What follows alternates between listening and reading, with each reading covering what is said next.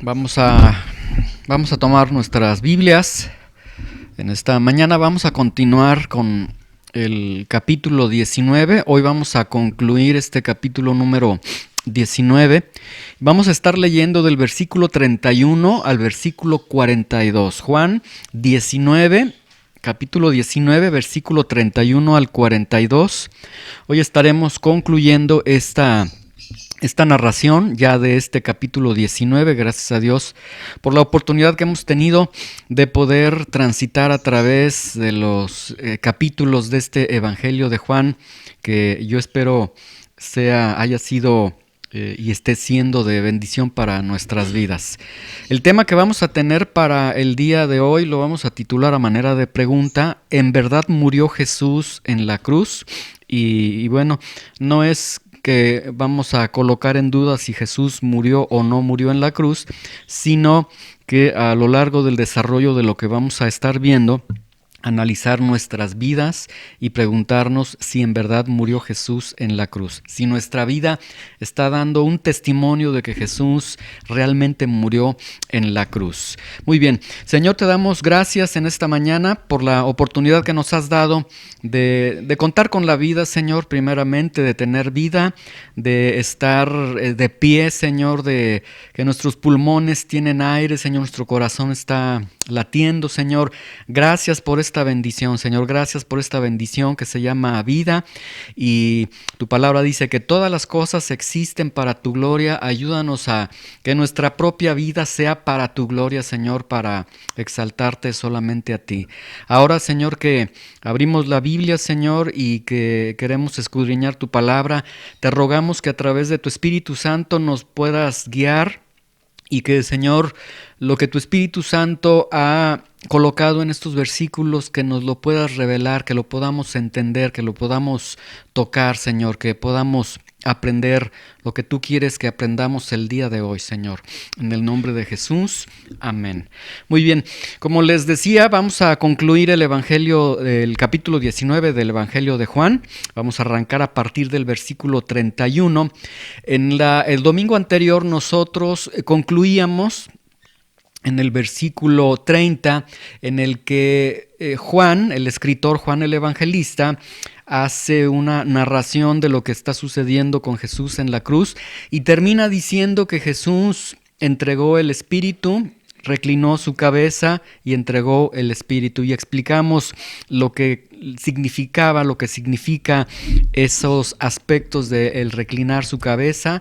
Es un reclinar que en el original griego dice que coloca su cabeza hacia atrás, queda como en una posición de descanso, porque el Señor descansa después de decir: consumado es, se ha logrado la redención del pecador. Y fue algo muy hermoso lo que vimos el domingo anterior. Concluíamos con ello. Entonces, ahora, para terminar este capítulo, Juan el Evangelista va a estar hablando, va a narrar sobre dos aspectos de Jesús. Número uno, de su muerte, lo que ocurre después de que muere Jesús, y de su sepultura, ¿sí? Entonces, este es el escenario bajo el cual se va a estar concluyendo este capítulo 19. La muerte del Señor Jesucristo, ya una vez que Él ha muerto, lo que sucede, y la sepultura del Señor. Dice el versículo 31. Entonces los judíos, y entiéndase por judíos las autoridades religiosas, o sea, otra vez están aquí estos principales sacerdotes, estas autoridades religiosas. Podemos ver que a lo largo ellos están atacando a Jesús. Una vez que toman preso a Jesús, lo llevan al juicio, y aún después de muerto vemos que siguen estas autoridades religiosas en contra de Jesús. Entonces los judíos, estas autoridades religiosas, por cuanto era la preparación de la Pascua, a fin de que los cuerpos no quedasen en la cruz en el día de reposo, pues aquel día de reposo era de gran solemnidad. Recuerden que en este día de la Pascua, ya en algún momento nosotros comentamos que algunos historiadores estiman que era un conglomerado de aproximadamente 1 millón de personas que se reunían ahí en estas fiestas de la Pascua. Rogaron a Pilato que se les quebrase las piernas y fuesen quitados de allí. Vemos que entonces los judíos, estas autoridades religiosas, quieren que esta crucifixión sea un tanto extraña a las que normalmente se daban en la antigua Roma, porque cuando una vez en Roma a alguien lo crucificaban, su cuerpo lo dejaban colgado ahí en la cruz hasta que esa persona muriera, y una vez que esa persona moría dejaban el cuerpo colgado en la cruz hasta que se descompusiera, llegara a un estado, una condición de putrefacción, o que fueran tragados por animales de rapiña. De esa forma era como se trataban aquellos que eran colgados en la cruz. Entonces, cuando en algún momento, por alguna causa extraña, porque la práctica romana era dejarlos así, ya una vez muertos a los crucificados, pero cuando por alguna razón tenían que ser quitados de la cruz, bueno, la práctica que tenían los soldados romanos era que con un mazo de hierro fracturaban las piernas y la cadera de los reos para provocar precisamente acelerar la muerte de ellos, ¿sí? Ahora, cuando aquí en este versículo se nos está diciendo que estas autoridades religiosas piden a Pilato que les quebren las piernas, bueno, ellos son conscientes de que en algún momento ellos han tenido esta práctica, y obviamente no es como en las películas nosotros lo vemos, de que un solo golpe certero a las rodillas de los que están crucificados. No, en la realidad eran más de un golpe, era hacerles pedacitos las piernas, la cadera, porque un solo golpe no aceleraría la muerte o no lograría la muerte de inmediato de los reos. Ahora, la fractura de piernas y de cadera provocaría la pérdida adicional de sangre en el reo y la incapacidad para poder empujarse ya con sus piernas y poder respirar. Es decir, la muerte era una muerte, de por sí la crucifixión era una muerte horrenda, ellos morían asfixiados, no podían respirar, ¿sí?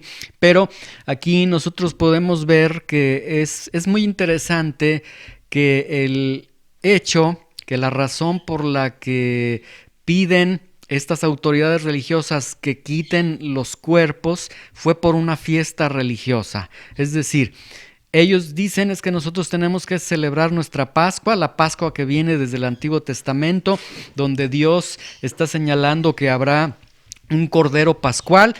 Y el Cordero Pascual, el verdadero Cordero Pascual, el cumplimiento de ese Cordero Pascual, lo tenían ahí en la cruz del Calvario y no se dieron cuenta ellos, no quisieron verlo, ¿sí? Entonces es totalmente interesante este aspecto, que fue una fiesta religiosa la que les impidió que los cuerpos quedaran en la cruz. Es decir, si no se hubiera atravesado la celebración de la Pascua, ellos no hubieran dicho nada y el cuerpo de Jesús hubiera quedado colgado, hubiera sido deshecho, descompuesto, o aves de rapiña se lo hubieran devorado. Pero aquí estamos viendo la providencia de Dios, cómo Dios va vigilando cada aspecto en la muerte de su Hijo. Se atraviesa esta fiesta de la Pascua y a razón de esta fiesta de la Pascua surge esta necesidad de los judíos, de las autoridades judías, y ellos entonces piden que sea quitado. Entonces el Señor, cuidando cada aspecto, como lo vamos a estar viendo también en los siguientes versículos. Ahora, versículo 32 y 33. Vinieron pues los soldados y quebraron las piernas al primero, llegan con el primer ladrón, quebran piernas, cadera, lo hacen trizas, recuerden que no es un solo golpe, y asimismo al otro que había sido crucificado con él. Dice el versículo 33, mas cuando llegaron a Jesús, como le vieron ya muerto, y aquí mucha atención con esto, son soldados romanos, es gente experimentada, es gente que tiene mucha experiencia, como le vieron ya muerto, es decir, certifican que ya está muerto, no le quebraron las piernas. Entonces Dios cuidando que no quebraran las piernas de su hijo cuando él ya estuviera muerto. Y quiero que vayan viendo que ya a partir de aquí Juan el evangelista, Juan el escritor, está haciendo un fuerte énfasis en un aspecto. Jesús estaba muerto. No pierdan de vista esto. Él está haciendo un énfasis en que Jesús estaba muerto. Y de hecho aquí en el versículo 33 está diciendo, no tan solo yo vi que estaba muerto, sino que los soldados que han quebrado las piernas de los dos reos que están al lado de Jesús, llegan y certifican que Jesús estaba muerto. Y certifican que Jesús está muerto al grado que no le quebran las piernas, porque ¿para qué quebrarle las piernas si ya está muerto?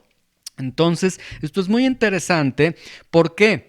Porque cuando Juan, el evangelista, escribe la primera carta de Juan, la segunda carta y la tercera carta de Juan, primero, segundo y tercero de Juan, sobre todo en la primera carta de Juan, que será la carta que nosotros vamos a estar leyendo después de que concluyamos con el Evangelio de Juan. Cuando Juan escribe la primera carta de Juan, sus cartas, él escribe porque ya para ese tiempo, para el tiempo que Juan está escribiendo el Evangelio de Juan y escribiendo sus cartas, ya se ha diseminado una serie de doctrinas erradas que estaban enseñando que Jesús no había muerto en la cruz, sino que Jesús se desmayó en la cruz, que estaban enseñando que Jesús cuando murió ya había dejado de ser Dios y que el que murió era un hombre, y que estaban enseñando que realmente Jesús no murió en la cruz, sino que era un fantasma el que estaba en la cruz. Entonces, estas doctrinas estaban negando la encarnación, negando la muerte, negando la sepultura y negando la resurrección del Señor. Y vemos que aquí Juan el evangelista se está dando a la tarea en su Evangelio de Juan de decir, estaba muerto realmente Jesús estaba muerto. Dice, cuando llegaron estos soldados a Jesús, le vieron muerto, por eso no le quebraron las piernas. Entonces, quiero que vayamos considerando que Juan el evangelista tiene un gran cuidado de la muerte del Señor. Es como si Juan el evangelista dijera, el Señor murió, el Señor realmente murió. Vamos al versículo 34. Pero uno de los soldados le abrió el costado con una lanza y al instante salió sangre y agua. Como ya les había dicho, son expertos, son soldados, son realmente expertos en las ejecuciones. Realmente no había necesidad de abrir, traspasar el costado del Señor Jesús, porque ya habían certificado que estaba muerto el Señor, ¿sí? Ahora, aquí sale sangre y agua. Bueno, esto clínicamente nos habla de que la agonía que sufrió el Señor, que la agonía que tuvo el Señor fue una agonía intensa y una agonía de larga duración.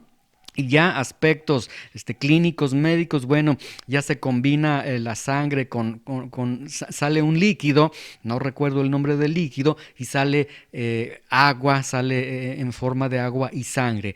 En términos más castellanos, en términos que podamos entender nosotros, este término sangre y agua nos está hablando que esta muerte que Jesús experimentó fue una muerte sumamente dolorosa, al grado que, dice algunos doctores cristianos, explota el corazón de Jesús, y una larga duración. Pero nuevamente, aquí el punto es, Jesús está muerto. Y dice el versículo 35, y el que lo vio da testimonio.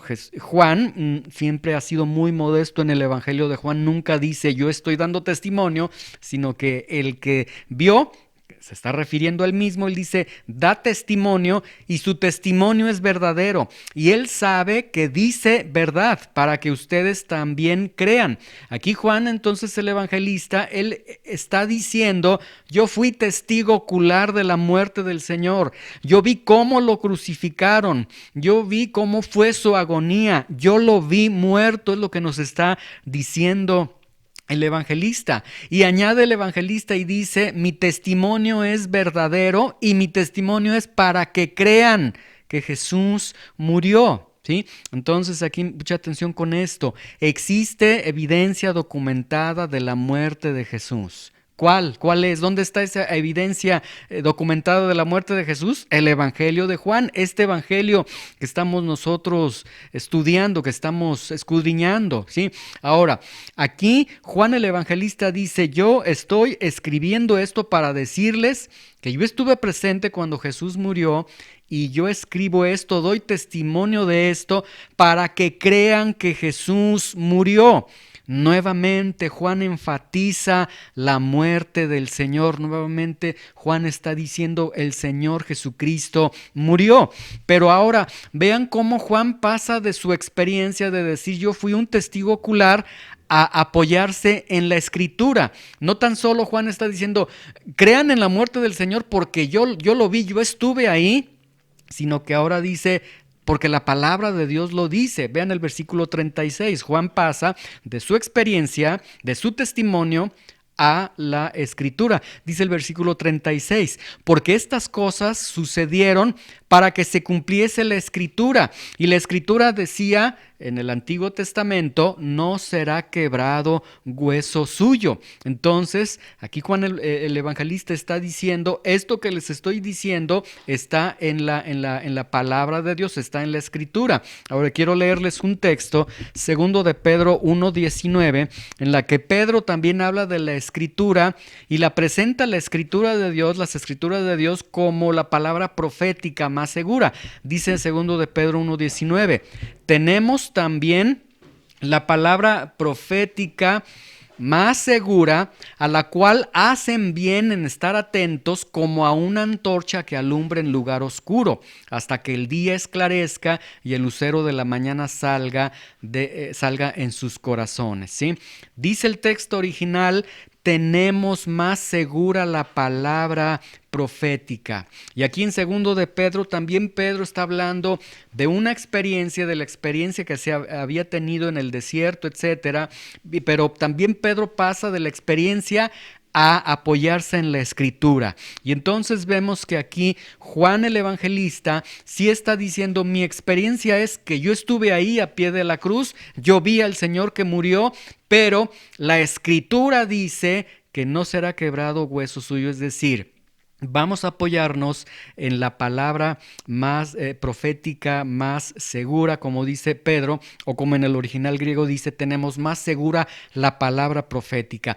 Más seguro que incluso la misma experiencia es la palabra dicha por Dios. Y esa palabra dicha por Dios estaba diciendo que no sería quebrado ningún hueso suyo. Jesús, otra vez, Juan el evangelista hace énfasis, Jesús estaba muerto, a Jesús no le quebraron sus piernas y no le quebraron sus piernas porque la Escritura, la palabra segura, más profética, más segura que tenemos más segura la palabra profética, decía en Éxodo 12:46, hablando del Cordero Pascual, dice, no quebrarán hueso suyo. Entonces, lo que Juan el evangelista está diciendo es, la palabra de Dios estaba diciendo desde Éxodo que el Cordero Pascual sería completamente perfecto y que una vez que fuese sacrificado el Cordero Pascual, aún muerto el Cordero Pascual, no quebrarían hueso suyo. Y ahora Juan el evangelista nos está diciendo, ese Cordero Pascual del Antiguo Testamento es ahora se cumple esa figura en Jesús. Jesús es ese Cordero Pascual y prueba de ello es que aun cuando está muerto no se quebró sus piernas. Ahí está el verdadero Cordero Pascual, pero pues los judíos no lo pudieron ver, no lo quisieron ver. Entonces Juan ofrece dos razones para creer en la muerte del Señor. Número uno, porque la Escritura lo dice. Y número dos, porque yo lo vi.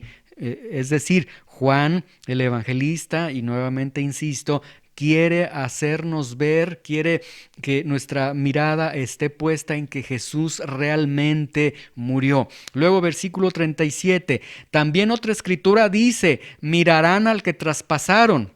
Y otra vez Jesús enfatiza, Jesús estaba muerto, es que realmente Jesús estaba muerto. Ahora, Juan pasa de la muerte del Señor Jesús, ahora pasa al aspecto de la sepultura del Señor Jesús. Y vamos al versículo 38 para ver cómo se va describiendo, cómo va describiendo estos aspectos de lo que sucede ahora con la sepultura del Señor. Dice, después de todo esto, José de Arimatea, que era discípulo de Jesús, pero secretamente por miedo de los judíos, de las autoridades judías, rogó a Pilato que le permitiese llevarse el cuerpo de Jesús, y Pilato se lo concedió. Entonces vino y se llevó el cuerpo de Jesús. El primer aspecto que llama la atención aquí en este punto es que quiero que noten que los discípulos no se encargaron del cuerpo del Señor.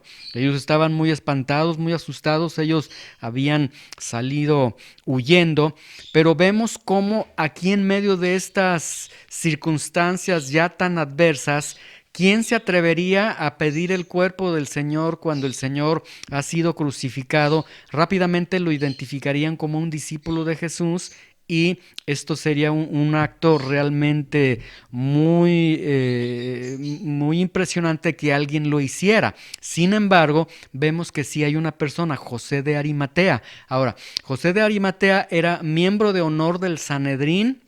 Era un hombre rico, un hombre temeroso de su fe, pero Juan el Evangelista dice, sí, pero era un discípulo secreto.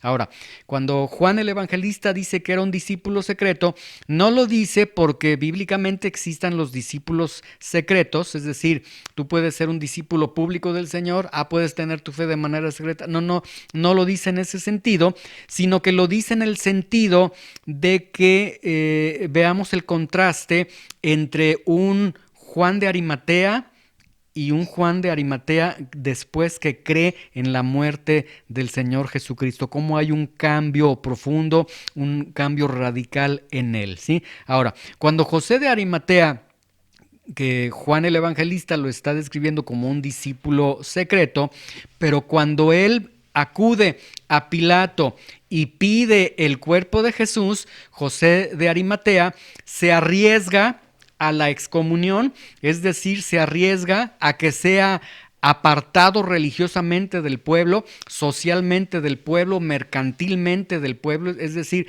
él se estaba arriesgando a lo peor, al temor más grande que tenía todo judío. Y al pedir el cuerpo de Jesús, él necesariamente se está identificando públicamente como un discípulo de Jesús. Entonces, por primera vez, José de Arimatea públicamente da constancia de su fe y se identifica públicamente como un discípulo de Jesús, sin medir las consecuencias cuando se dieran cuenta que él es quien pidió el cuerpo de Jesús. Ahora, esto es interesante porque entonces estamos viendo que si un miembro del Sanedrín pidió el cuerpo de Jesús, entonces esto va a echar por los suelos la idea que después el Sanedrín sostuvo de que los discípulos del Señor habían robado el cuerpo del Señor, como después se dispersa esa mentira de que el cuerpo fue robado por los propios discípulos, cuando vemos que se tiene constancia de que un miembro del Sanedrín es quien recogió el cuerpo del Señor, ¿sí? Entonces, vemos en José de Arimatea un cambio impresionante, porque ahora no es el mismo, ¿sí? Ahora, dice el versículo 39, hay otra persona también, versículo 39 dice, también Nicodemo, el que antes había visitado a Jesús de noche, vino trayendo un compuesto de mirra y de aloes como 100 libras. Entonces vemos otro creyente secreto, Nicodemo con el que Jesús estuvo conversando en el capítulo 3 y estuvo conversando de noche y Jesús le dijo, te es necesario nacer de nuevo. Entonces vemos aquí otra vez, vemos otro discípulo, otro creyente secreto. Entonces él trae 30 kilos de mirra de aloes en polvo para dispersarlo en el cuerpo del Señor, para envolverlo en sábanas, evitar el mal olor del cuerpo del Señor. Pero vemos cómo Dios va moviendo en su providencia varios aspectos y se van dando las circunstancias, se van dando las condiciones en las que Dios está cuidando a su Hijo después de su muerte y cuidando que el Señor sea debidamente sepultado. Dice el versículo 40 y 41, tomaron pues el cuerpo de Jesús y lo envolvieron en lienzos con especias aromáticas, según es costumbre sepultar entre los judíos. Y en el lugar donde había sido crucificado había un huerto, y en el huerto un sepulcro nuevo, en el cual no había sido puesto ninguno. Entonces vean cómo todas estas circunstancias se van desarrollando una tras otra y vemos cómo la providencia de Dios va dirigiendo todo. Resulta que cerca donde crucificaron al Señor había un huerto, y resulta que ese huerto tenía un sepulcro, y resulta que ese sepulcro tenía, en ese sepulcro no habían puesto a nadie, es decir, para que cuando Jesús resucitara no dijeran, es que era un sepulcro familiar, a lo mejor era otra persona, lo que sea, sino que se puede identificar, no, solamente metieron el cuerpo de Jesús y solamente salió el cuerpo de Jesús ahí. Cómo Dios estuvo orquestando todos estos aspectos. De hecho, Isaías 53:9, que había sido profetizado 1000 años antes de este suceso, decía que con los ricos sería Jesús en su muerte. Entonces, cómo todos esos aspectos se fueron dando uno a uno. Luego, versículo 40, Juan 19:42. Allí pues, por causa de la preparación de la Pascua de los judíos y porque aquel sepulcro estaba cerca, pusieron a Jesús. ¿Sí? Finalmente, aquí termina el relato de Juan el Evangelista, concluye y dice, finalmente, por causa de la preparación es decir, a razón de que se tenía esta celebración de la Pascua, se dieron todos estos acontecimientos, contribuyeron a que se fuera dando todo esto y como estaba cerca aquel sepulcro, dice, pusieron ahí a Jesús. Entonces, los judíos finalmente se deshacen del cuerpo del Señor, ellos logran que ya no esté el cuerpo del Señor en la cruz y ya no les importa dónde lo han colocado, pero en la óptica de Dios, Dios estaba cumpliendo todo, porque Mateo 12:40 Jesús había dicho que era necesario que el Hijo de Dios estuviera 3 días y 3 noches en el corazón de la tierra, que estuviera en ese sepulcro, ¿sí? Y aquí termina entonces esta narración que nos da Juan el Evangelista en este capítulo 19. En estos detalles vemos que Dios está dirigiendo todo, absolutamente todo, ¿sí? Y yo creo que con esta narración, bueno, podemos ver que Juan nos ha transmitido, nos quiere dar a conocer, a entender aspectos después de la muerte del Señor y los aspectos de su sepultura. Pero ¿por qué es tan importante la muerte del Señor para Juan, para nosotros? ¿Por qué lo hace tan importante? ¿Por qué es tan crucial creer que Jesús ha muerto en la cruz? ¿Sí? Como les decía, Dios dirige cada aspecto. Dios dirigió cada aspecto, que sus piernas no fueran rotas, que haya salido agua y sangre de su costado, que se estaba atravesando la celebración de la Pascua, que hubo 2 creyentes secretos que poderosamente dieron testimonio de su fe, que estos creyentes tenían recursos, que había un huerto, que en ese huerto había un sepulcro, que ese huerto estaba cerca de donde lo crucificaron, que ese sepulcro estaba nuevo, que no había sido utilizado, que Juan esté dando testimonio de esto, que la Escritura hable mucho de la muerte del Señor. ¿Por qué es tan importante? ¿Por qué toda la providencia de Dios moviéndose de una manera clara y sencilla para mostrarnos, es como si Dios estuviera diciendo, de la mejor manera te estoy mostrando, te quiero decir que Jesús murió? ¿Por qué es tan importante este mensaje, entender que Jesús murió en la cruz? Y bueno, esta es la respuesta. ¿Por qué? porque Dios quiere asegurarse de que tú puedas creer que el que estaba en la cruz del Calvario murió y que ese que murió fue crucificado y que esa misma persona que fue sepultado, que esa misma persona resucitó. ¿Por qué? Porque para Dios es importante que tú sepas que Jesús murió y que Jesús murió por tus pecados. Ese es el punto que tiene esta narración, que tiene este Evangelio de Juan y en especial estos versículos que hemos leído. Dios quiere que sepas que Jesús murió por tus pecados. Y quiero nuevamente decirlo, Jesús murió por tus pecados. Esto está implicando entonces que si Jesús murió por mis pecados, esto implica que yo tengo pecados. Esto implica entonces que en mi vida ha habido rebeldía contra Dios, que yo me he levantado contra Dios, que yo he pecado, he desobedecido su ley, que yo tengo pecados. Nadie puede decir que no tiene pecados en su vida. Nadie puede decir, yo estoy bien, no estoy tan mal. No. Todos, dice el libro de Romanos, no hay justo ni uno solo. Entonces, esta es una gran realidad. Tienes pecados. Yo tengo pecados en mi vida. Y si tengo pecados en mi vida y tienes pecados en tu vida, la paga del pecado es muerte, dice la misma Biblia. Y la paga del pecado es muerte, y la muerte, la misma Biblia dice, es la separación eterna de Dios, es el castigo eterno. Entonces, esto significa que si Jesús murió por mis pecados, significa que Jesús murió para que yo no para que mis pecados sean perdonados, mis pecados sean quitados y para que yo no vaya en dirección al castigo eterno, al infierno eterno, al lugar donde siempre estaré siendo atormentado, castigado de la separación eterna de Dios. Entonces, que Jesús se haya muerto por nuestros pecados y que este mensaje tan hermoso, este testimonio que dice Juan, este testimonio es verdadero y es verdadero quien lo está diciendo, pues más verdadero es Dios que lo está diciendo. Jesús murió por tus pecados y esto significa que en Jesús tienes perdón de tus pecados, tienes el poder sobre tus pecados, tienes la vida eterna y tienes la oportunidad de entrar a su presencia, ¿sí? Entonces, este es el énfasis, el fuerte énfasis que el autor está haciendo acerca de que crean en la muerte del Señor. Ahora, quiero ir concluyendo. ¿Tú crees en la muerte del Señor? ¿Crees que Jesús murió en la cruz?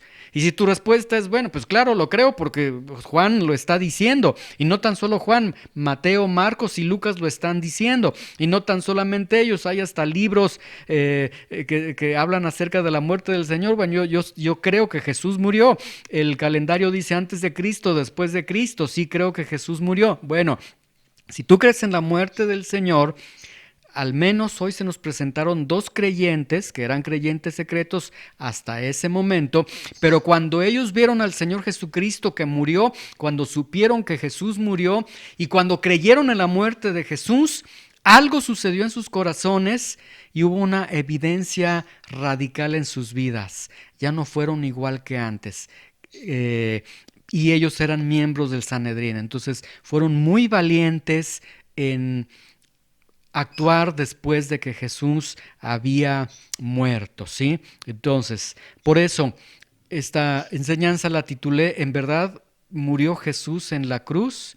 Y quiero nuevamente hacer la pregunta, ¿en verdad murió Jesús en la cruz? Bueno, la Escritura lo avala, el testimonio de Juan lo avala, la vida de José de Arimatea lo avala, la vida de Nicodemo lo avala, como lo hemos leído, pero ¿qué de cada uno de nosotros? ¿Realmente crees que murió Jesús en la cruz? ¿En tu vida realmente murió Jesús para ti? ¿En verdad murió Jesús en la cruz?